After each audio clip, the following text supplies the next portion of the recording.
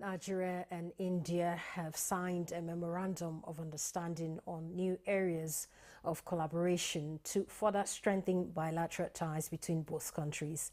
This was a major outcome of the India Prime Minister Narendra Modi's state visit to Nigeria on the invitation of President Bola Tinubu.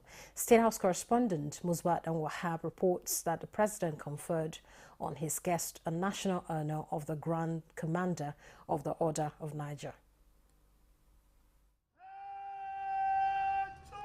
Again, the meeting of two willing partners.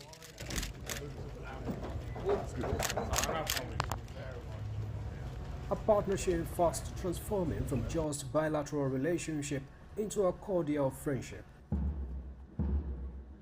This is a reverse order of their earlier meeting in New Delhi barely a year ago. President Tinubu's attendance of the 18th G20 Leaders Summit as a special guest and his meeting with Prime Minister Modi September last year culminated in some agreements that were poised to double the trade volume between the two countries that had, at the time, got close to $15 billion.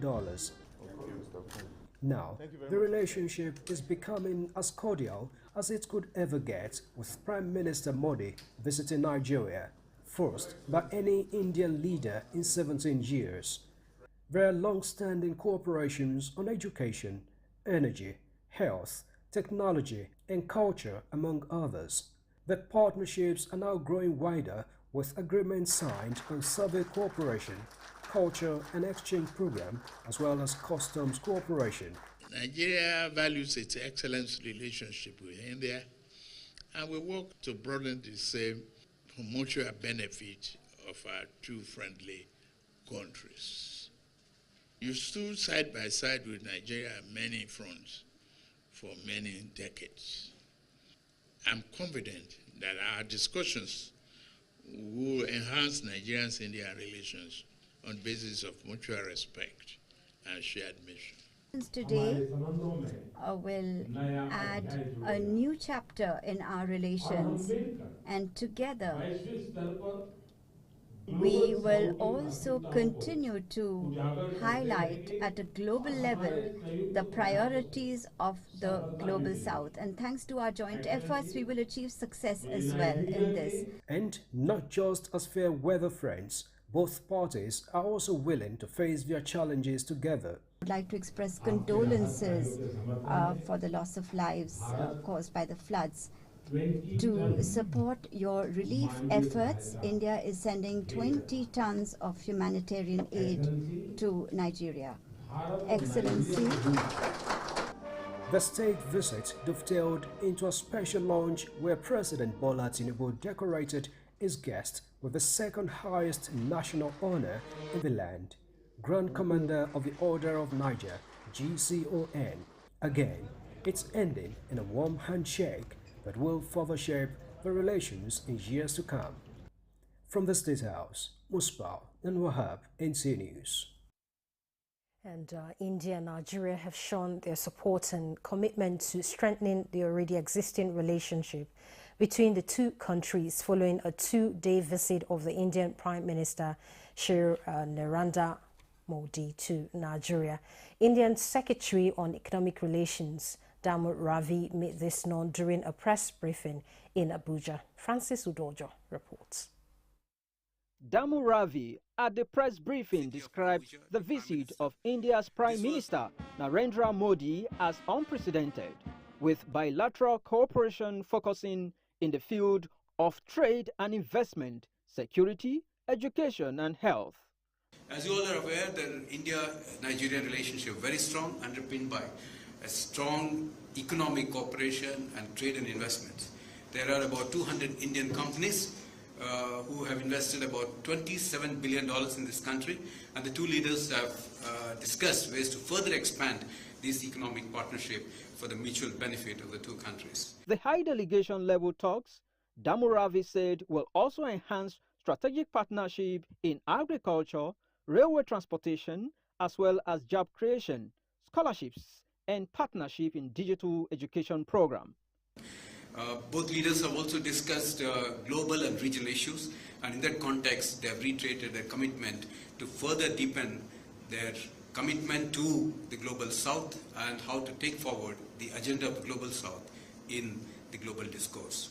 Damu Ravi also emphasized that President Bola Tinubu, in keeping India-Nigeria relationship, conferred a national honor of the Grand Commander of the Order of Niger on Modi for his contributions to India-Nigeria ties. An honor he said India as a country deeply appreciates. This makes Mr. Modi the first foreign American country. The presidential airplane landed at Galeão International Airport, Rio de Janeiro, at a few minutes past 11 p.m. local time on Sunday. He was received by Ambassador Breno Costa from the Brazilian Ministry of External Relations. An earlier statement by the Presidential Advisor on Information and Strategy, Bayo Onanuga, implies that the Nigerian leader's participation is at the instance of the Brazilian president and current president of the group, Luiz Inácio Lula da Silva. And the summit holding from Monday, November 18th to Tuesday, 19th, will bring together leaders from the world's top 20 economies, including the European Union, African Union, and multilateral financial institutions, among others. President Tinubu is also expected to hold bilateral meetings on the sidelines of the summit in advancement of Nigerian socio-economic reforms. Now let's talk politics with Lucky Ayedatiwa of the All Progressives Congress emerging the winner of the governorship election in Ondo State, as declared by the Independent National Electoral Commission, INEC. Ayedatiwa secured a total number of 366,781 votes to defeat other contestants. Toyin Batire reports on the situation.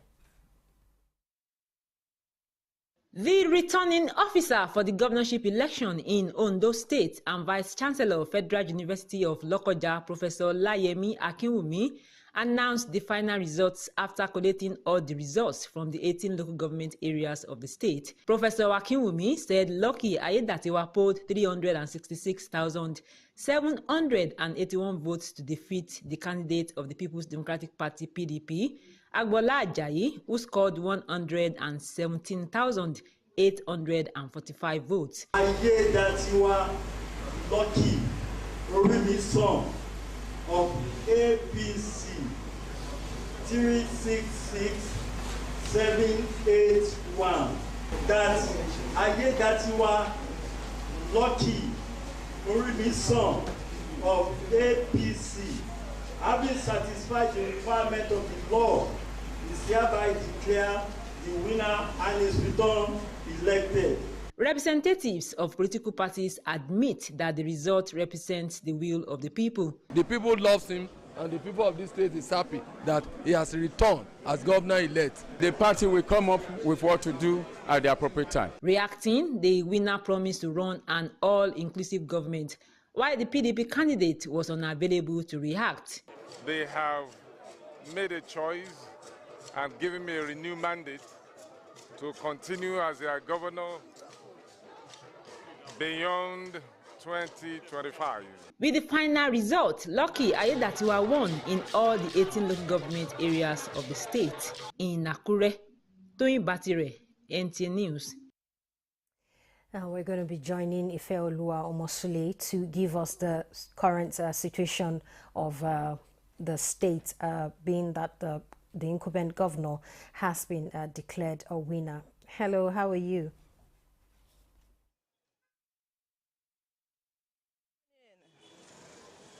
Yeah, the atmosphere in Akure seems to be peaceful. It seems to be calm. People, Akure residents are going about the normal duties of the day. Even corporate organizations, they have commenced operations fully. And the security agents that were deployed to the state during the elections, as at this morning, they are going back to their different base. And as the governor has declared, he promised an all-inclusive administration. He promised to bring all on board. So we understand that the PDP rejected the election as that's the result now. But what about the masses? Because we have reports that people are going about their businesses. So would you say they've accepted it as well? We have people who are not aligning with what the INEC has declared. Thank you. From our investigation, from our interview to people on the streets, they seem to have accepted the results. They accepted it all. I'm sure you were part of the persons that covered the election. Okay. All right, Ife Olua, I'm sure that you were part of the persons that went out on the day of the election where people cast their ballots. What is your impression about the performance, seeing that certain persons are saying that it's not free and fair like the word out there? Thank you very much. From where I covered, I wouldn't say the election was not free and fair. People really came out to exercise their civic responsibility. Although the turnout was not really that impressive, but they all came out to exercise their own civic responsibility. So much, Ife Olua, almost really giving us update from Akure there on the just concluded election in the state. Well, President Bola Tinubu has felicitated with the winner of Saturday's Ondo State Governorship election, Lucky Ayedatiwa of the All Progressives Congress, while also commending the peaceful conduct of the process. The president congratulates Ayedatiwa and other candidates of the 17 political parties for the maturity and sense of purpose demonstrated during the campaigns and the election, attributing the success of the polls to the civility in the state.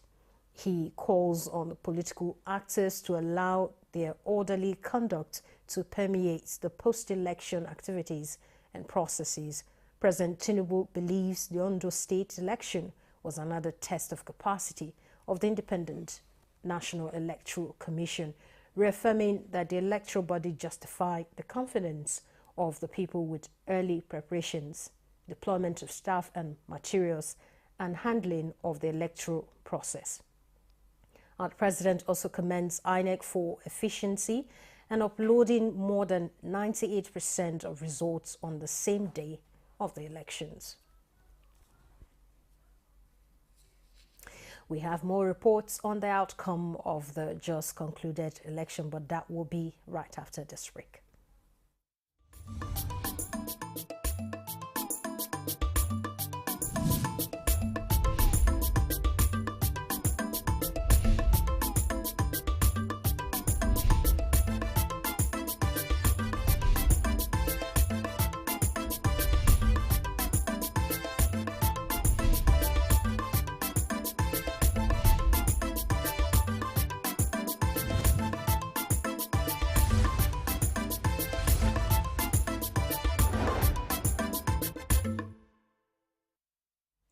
Thanks for being there. Former President Muhammadu Buhari has expressed happiness with the success of the All Progressives Congress in the governorship election in Ondo State, which returned Governor Lucky Ayedatiwa with a landslide victory.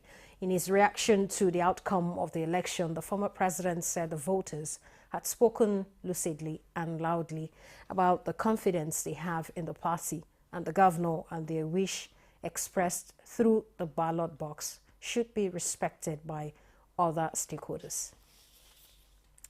The leadership of the People's Democratic Party says the November 16, 2024 governorship election in Ondo State runs short of all expectations and requirements of a free, fair and credible election, alleging that it witnessed the height of electoral swindle, deceit and manipulation. The party's National Publicity Secretary, Debo Olagunagba, in a statement issued in Abuja, emphasized that the election witnessed widespread election merchandising, monetization, and vote buying. All right, we still hear that the atmosphere on the streets of Akure, the Ondo State capital, is still calm, with residents going about their usual activities following the declaration of the incumbent governor, Lucky Aiyedatiwa, as winner of the November 16 governorship election in the state. People of Ondo State have decided and spoken loud through their ballots by electing Lucky Aiyedatiwa of the All Progressives Congress (APC) to pilot the affairs of the state for the next 4 years. The calm and tranquility on the street of Akure was palpable as people went about their usual businesses. Some members of the public commended the electoral umpire for conducting a free and fair election, while they applauded security operatives for ensuring that there is no breakdown of law and order in the state. It's a victory for democracy. We've been expecting it. It was fair and very, very peaceful. So, I feel like this one is the best election so far in Ondo State. The election has come and gone. The expectations of the people from the government are high, ranging from infrastructural development to the formulation of policies that will enhance growth in every sector of the economy. I want you to continue for where you stop, because the one he did for me, the little one he did, I appreciate. The new government should try to provide infrastructures for the people. Security operatives were strategically positioned around the metropolis to prevent any unforeseen security breach. In Akure, Ifeoluwa Omoshile, Nta News. The Nigerian Air Force is sustaining its aggressive air interdiction campaign nicknamed Operation Farauta Mujia, aimed at eliminating bandit threats in northwestern Nigeria. This is as the air component of Operation Fansanyama executed further air interdiction missions in Zamfara State. These operations have led to the neutralization of numerous bandits, including key logistics of infamous bandit leaders Dan Isihu and Dogo Suli. The airstrikes targeted a large assembly of bandits in Baban Koye village, situated in Safi local government area of Zamfara State. Intelligence sources revealed that the congregation of criminals was perfecting plans for coordinated attacks against military personnel or civilians along that axis. A statement by the Director of Public Relations and Information, Air Commodore Olushola Akimboyewa, indicates that upon receiving credible intelligence, the NAF launched a series of devastating strikes, inflicting significant casualties on the criminal elements. Reports from the ground confirmed successful elimination of numerous high-ranking members of the bandit groups, dealing severe blow to the operational capacity. And Nigerian's country's representative, World Health Organization, Dr. Walter Mutumbo, wants dental services to be included as crucial part of primary health care services in Nigeria to curb preventable dental illness in rural areas.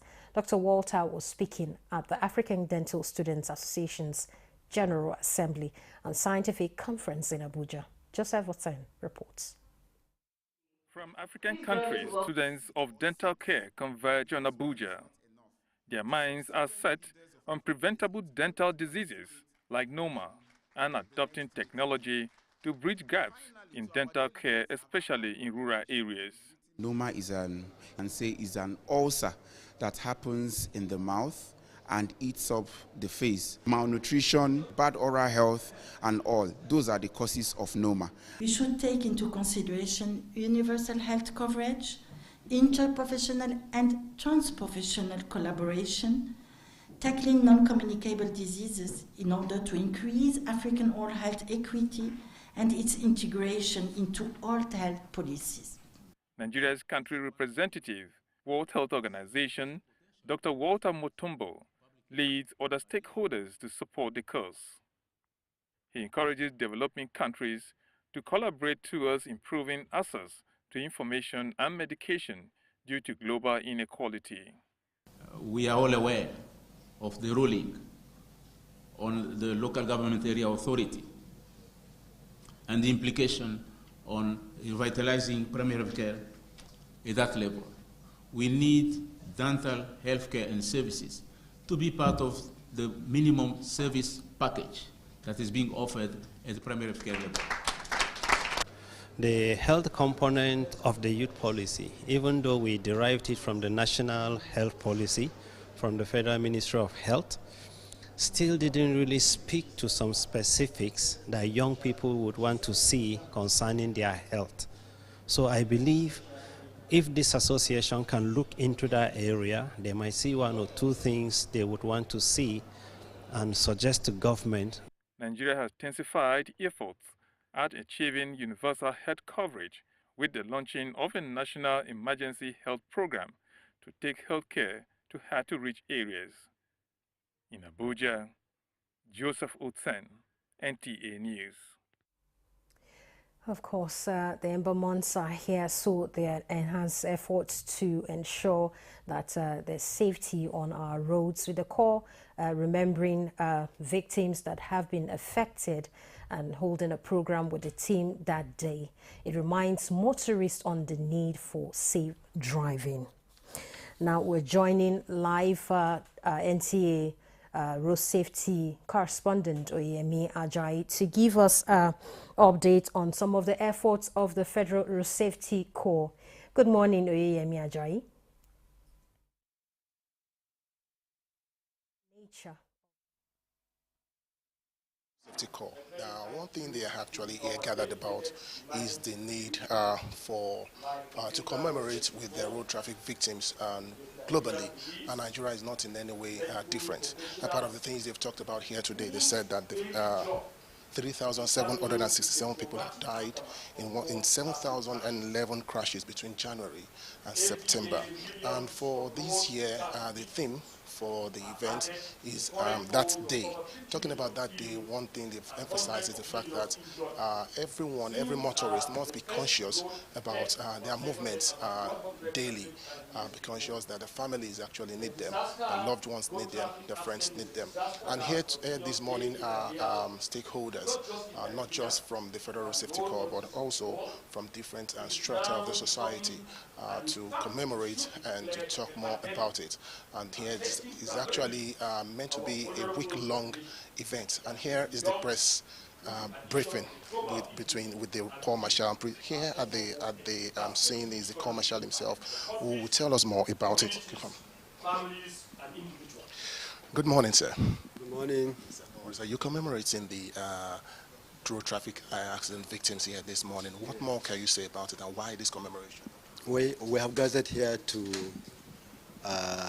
commemorate and honor the memories of those that lost their lives to road traffic crashes. And what it means is that also to remember the victims, their families, their loved ones, and the tragedy they left.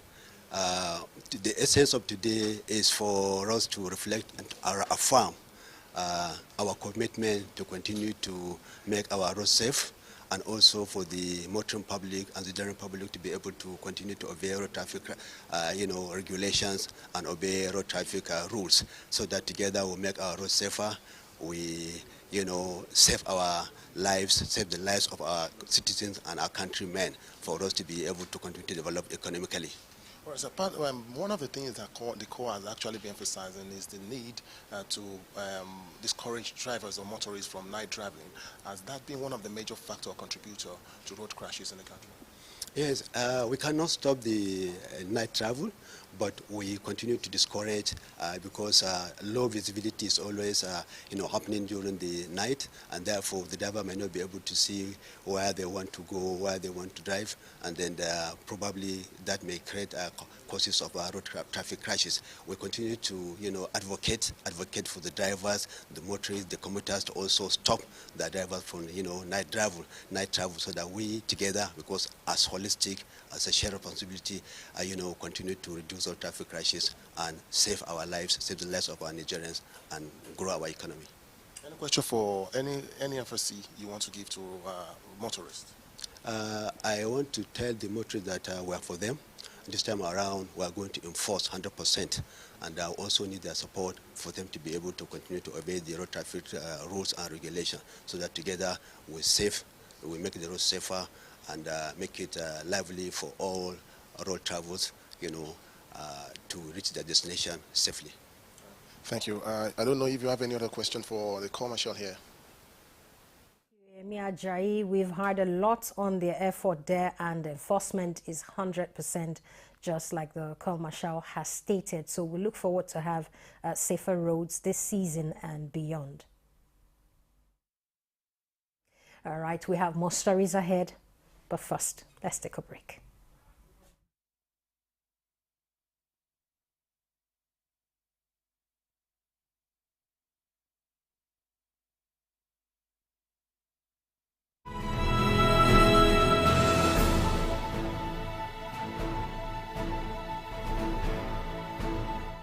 From the creeks of the Niger Delta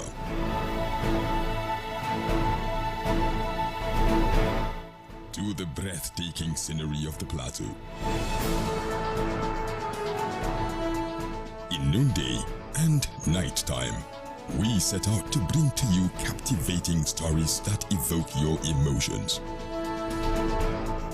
For fascinating documentaries and reports on day-to-day issues with expert analysis, tune in to Nta News24, DSTV channel 419, GoTV channel 26, StarTimes channel 101 and 433, and Free TV channel 703.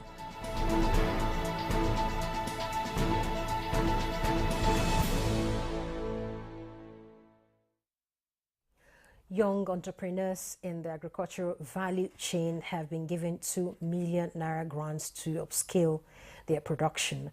This was in Abuja, courtesy of the Shield Africa Summit 2024, with the theme Advancing Sustainable Development, Integrative Solutions for Food Insecurity and Poverty through Youth and Women Empowerment. The Chief Executive Officer of Shield Africa Sustainability and Development Initiative states that to grow as a country, Nigeria must confront hunger, inflation, the pressures of a rapidly growing population, and the haunting reality of a generation that might lose its agricultural backbone. She pointed out that her organization's focus is to secure Africa's future through sustainable agriculture that champions food security.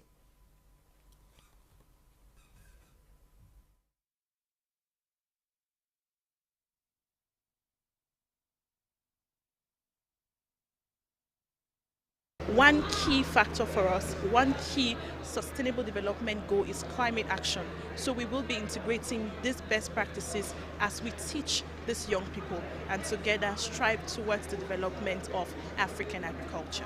We are working with these rural communities to identify the young people there, because we want to give these opportunities to everybody. In all communities where there are farmers, where people are living on a subsistence basis and doing farming, they are always ever ready to volunteer, to be part of a group that will secure the environment. With this kind of event, we believe that it will open more doors for those who are not enlightened, even the youth who are staying in cities. Deputy Governor of Benue State, Sam Ode, drew attention to the untapped potential in Africa's rural economy, saying this is holding the key to food security, economic resilience, and poverty alleviation in Africa. Well, reports just reaching us indicate that an 18-seater bus with passengers from Suru to Nasarawa State for dry season farming crashed between Koko and Yauri, Kebbi State, leaving 5 dead, many injured. We'll be bringing details of this unfortunate happening.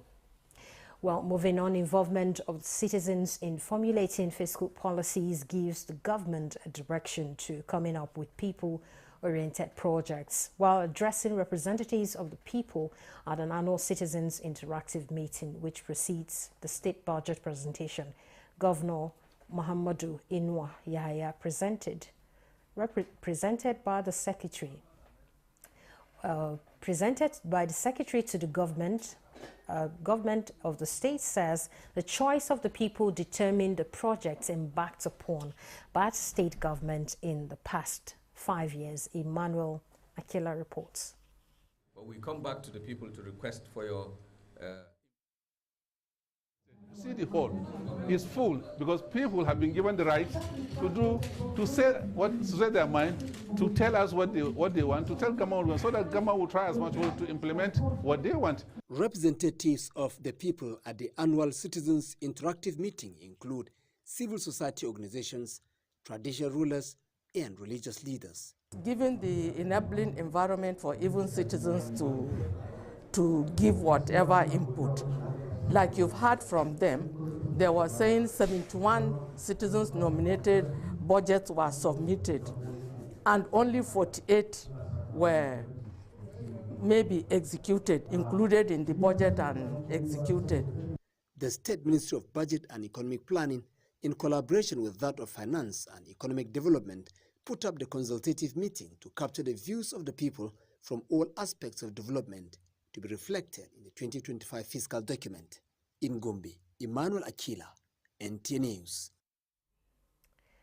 The budget was presented to Gombe State Government. Now, a group of professionals under One Ummah is engaging individuals and communities in Nigeria on the need to take constructive steps to confront adversities towards recovery and positive change from myriads of challenges facing humanity.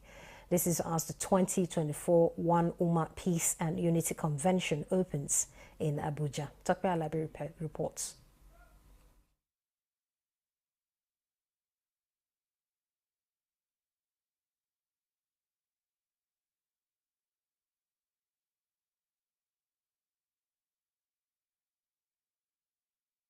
Not to be ready, we'll bring it in the course of the news.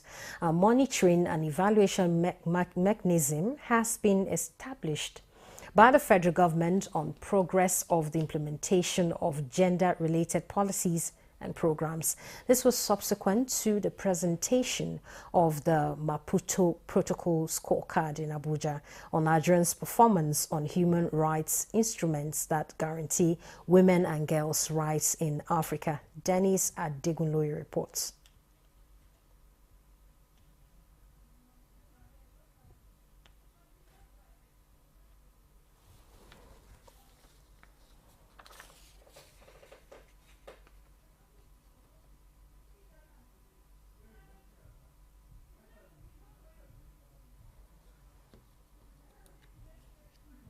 All right, let's move on to the next story while they get that report ready. Nigerian's First Lady Oluremi Tinubu says the task of ensuring that every child grows up in an environment that is safe, nurturing, and free from harm is a collective responsibility.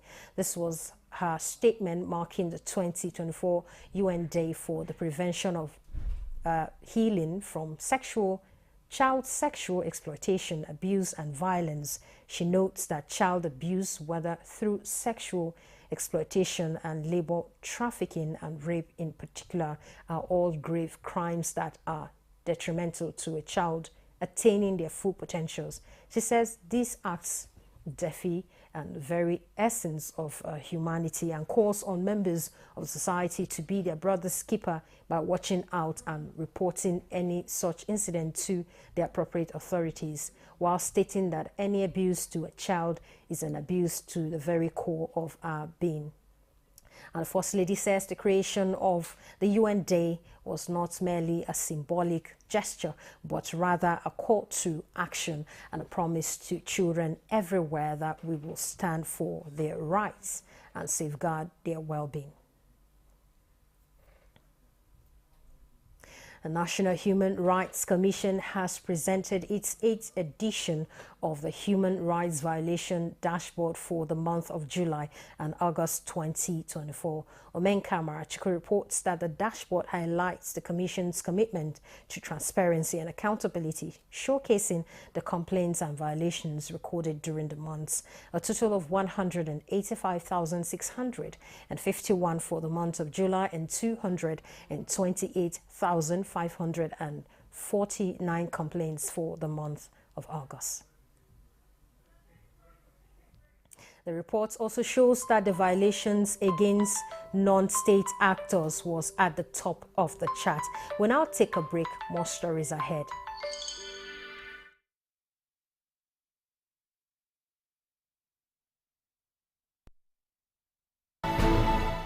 From the creeks of the Niger Delta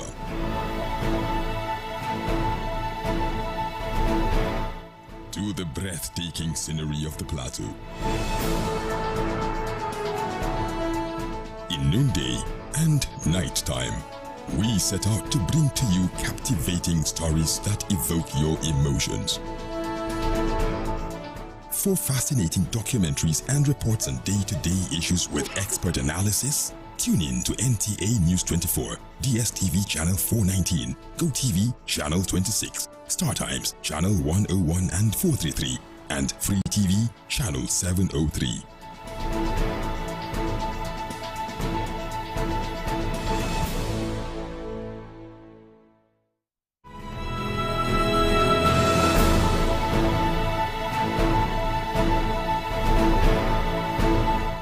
From the creeks of the Niger Delta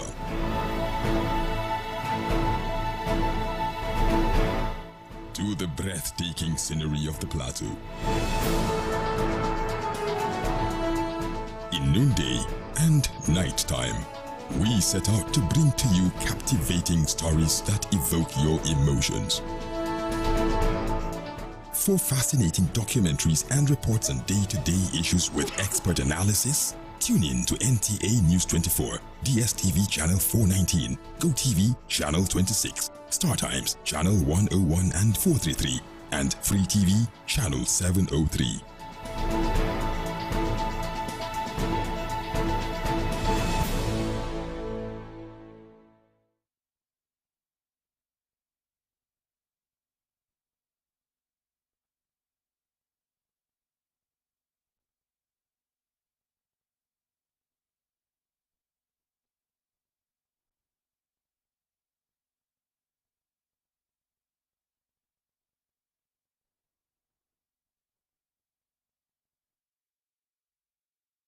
Let's bring you our earlier story on a group of professionals under One Ummah engaging individuals and communities in Nigeria on the need to take constructive steps to confront adversities towards recovery and positive change from myriads of challenges facing humanity. Tokwe Alabi reports.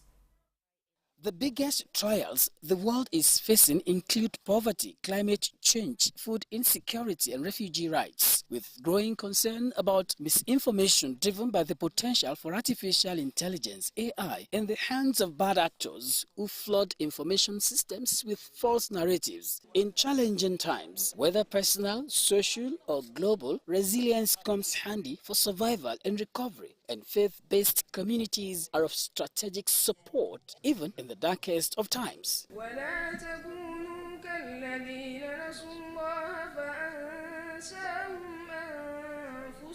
Our topic of community solidarity and its relationship to our faith. There are changes with regards to our norms, with regards to our values, even morality is being challenged. We have a long history of resilience. Our history is filled with examples of individuals and communities who face adversity with unwavering faith and determination. While conversations to herald this year's One Ummah Peace and Unity Convention is to mobilize individuals towards understanding and overcoming mundane challenges, it is also a call for transformations in shaping the narratives. We cannot just remain aloof. We have to partake and participate in the process. But in so doing, we have our cultural and civilizational sensitivities to be preserved. If we cannot change this situation, then we have to accept it. And if we can change it, then Bismillah, let's do something about it. Let us be resilient, let us be patient, and let us be rest assured that after every adversity, there will always come ease. The fact that they are focusing on wellness this year, it's timely. Many people are not doing okay, and we don't have religious leaders talk about mental health. Are we intentional with what we do to be well holistically, not only in body? The conversation is, how do we take our faith to overcome these challenges? And that's what One Ummah basically wants for the kids, because we believe that the future actually depends on these kids. The organizers have tried, because even the little problem I had, I was able to see the doctors in church here. As an individual, you need to have a goal set a goal and what you want to achieve? I chose this category of Yakin because I wanted to check on my faith. Conversations as this year's conference begins is encouraging people to envision a brighter future and work collectively to achieve it. In Abuja, Tokwe Alabi, NTA News. Dennis Adegunloye reports on a monitoring and evaluation mechanism established by the federal government on progress of the implementation of gender-related policies and programs. The Maputo Protocol was adopted in 2003 by the African Union in Mozambique. This gathering, organized by the Forum for African Women Educationalists in Nigeria, in collaboration with the National Institute for Legislative and Democratic Studies and Echidna Giving, set the stage for the official launching of the Protocol Scorecard, where Nigeria's performance was assessed on 5 key factors, including Article 5, elimination of harmful practices, Article 6b, minimum age of marriage, Article 12, rights to education and training, Article 13, economic and social welfare rights, and Article 14, health and reproductive rights, with scores varying from average to very good, with room for improvements in certain areas. 1996, 5 African women ministers came together, and what was their concern? Through education, creating a future in the now for the African girl child. Notable progress has been made, particularly in the areas of addressing harmful practices, education, and reproductive rights. The whole essence is to see how far we've gone with implementation and how far we are realizing the protection of the rights of women and girls. So overall we score Nigeria 50 to 55%. So, and I can say compared to Tanzania, Ghana, Sierra Leone, Nigeria is doing to some extent a little bit okay, but we need to improve on the area of data, coordination, and gender responsive financing. This is very apt and we're so excited about it. And as we have seen, data is a basic issue. The educational component has come up with a lot of questions that need further deliberations upon. I know that the government is committed. However, government cannot do it alone, and that's why we are coming in as far way to say, okay, how far have we gone? And then we'll be able to see how to drive some of those issues with the other CSOs. Among other goals, the federal government is targeting an end to violence against women and girls by 2030. Dennis Adegunloye, NTA News. Stakeholders are focusing on the devastating effects of climate change on Nigeria and Africa with a view to raising awareness and sparking meaningful conversations on the urgent need for climate action. This, as EcoNet is setting the stage for the Eco Hero Summit to convene experts towards proffering actionable plans to contribute to global sustainability agenda.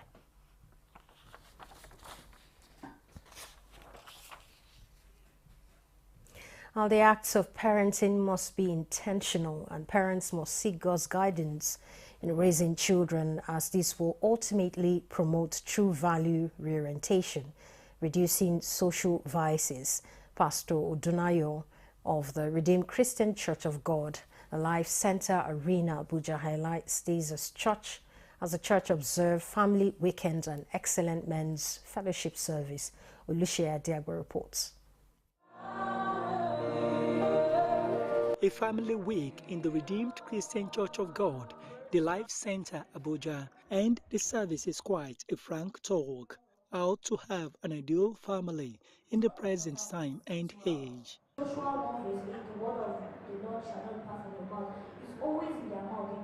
For Pastor Duayo Emasalu, meeting up with family needs in the face of the current economic reality is quite challenging, but insists parents must create time for their children and thoroughly shape their spiritual future. So families must focus on God. There must be a foundation for the children. The men must learn all you need to know about God. If not, you cannot give. It's when your kids enter university, you will know whether you are a success or not. And it is never too late to really get closer to your children and provide not only spiritual guidance, but you also must provide an physical example. The service explores the theme, the heaven on earth family, explaining the crucial role a father plays in achieving a purposeful and effective parenting in raising morally upright and responsible children. We should do an inner reflection to ourselves. Are we living in the image of God? So I just advise men to be intentional. As I'm talking to myself. While they are busy, you can say a word of prayer. God guide me. We want to celebrate our men.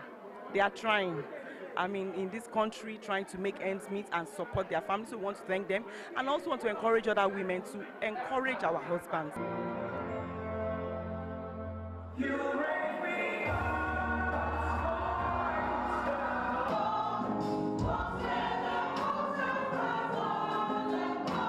The Family Week is an annual tradition of the Redeemed Christian Church of God, and it's climaxed with a Thanksgiving service. In Abuja, Olusheye Adiagbo, Nta News. You're watching the news at 10 on Nta News 24. Time to recap the news. President Tinubu in Rio de Janeiro to attend 19th G20 Leaders Summit.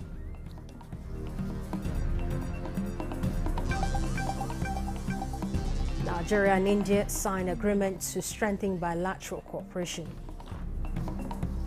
I'm confident that our discussions will enhance Nigeria's India relations on the basis of mutual respect.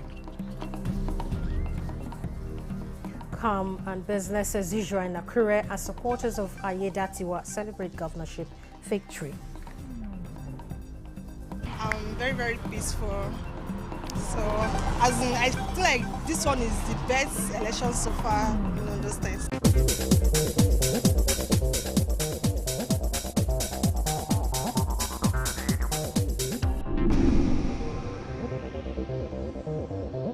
This is Nta News 24. Now, let's go to Gombe State, where involvement of citizens in formulating fiscal policy gives government a direction to coming up with people-oriented projects. While addressing representatives of the people at the annual Citizens Interactive Meeting, which precedes a state budget presentation, Governor Muhammadu Inuwa Yahaya presented by the Secretary to the Gombe State government says the choice of the people determined the projects embarked upon by the state government in the past 5 years. Emmanuel Akila reports. All right, and this is where we conclude the news at this time. We seem to be having some technical challenge, so we will end the news here. Thanks for being part of the bulletin.